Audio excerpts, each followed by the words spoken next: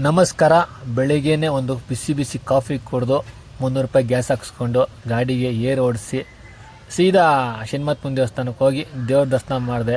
ಅಲ್ಲಿಂದ ಬಸವನಗುಡಿಗೆ ಡ್ಯೂಟಿ ಬಿತ್ತು. ಹಾಗೆ ಬಂಡಿಮಕ್ಕಳ ಮತ ದರ್ಶನ ಮಾಡಿ ಅಲ್ಲಿಂದ ಅದು ಹೊಸ ಹೋಟ್ಲ್ ಓಪನ್ ಆಗಿತ್ತು, ಅದು ಗಜೇಂದ್ರ ವಿಲಾಸ ಅಂತ. ಅದು ಹೆಂಗಿರುತ್ತೆ ನೋಡೋಣ ಅಂತ ಟೇಸ್ಟು, ಒಂದು ಕಾಫಿ ಒಂದು ಮಸಾಲೆ ದೋಸೆ ತೊಗೊಂಡೆ.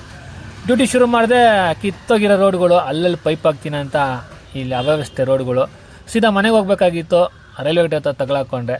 ಅಲ್ಲಿಂದ ಮನೆಯವ್ರ ಜೊತೆಗೆ ಅಣ್ಣಮ್ಮ ದೇವಸ್ಥಾನ, ಅಲ್ಲಿಂದ ಬಂಡಿಮಕ್ಕಳಮ್ಮ ದೇವಸ್ಥಾನ ದರ್ಶನ ಮಾಡಿ ಅವ್ರನ್ನ ಮನೆಗೆ ಬಿಟ್ಟು ಡ್ಯೂಟಿ ಶುರು ಮಾಡಿದೆ.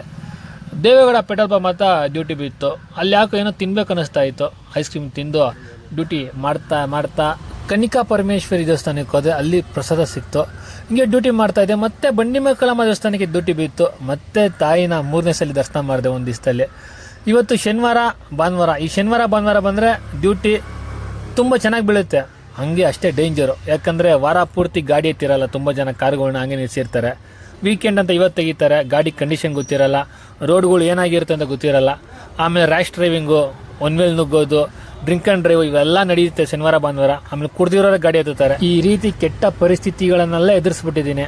ಅದಕ್ಕೆ ಶನಿವಾರ ಭಾನುವಾರ ಬಂದರೆ 9:10 ಗಂಟೆ ಡ್ಯೂಟಿ ಕ್ಲೋಸ್ ಮಾಡಿ ಮನೆ ಕಡೆ ಸವಾರಿ.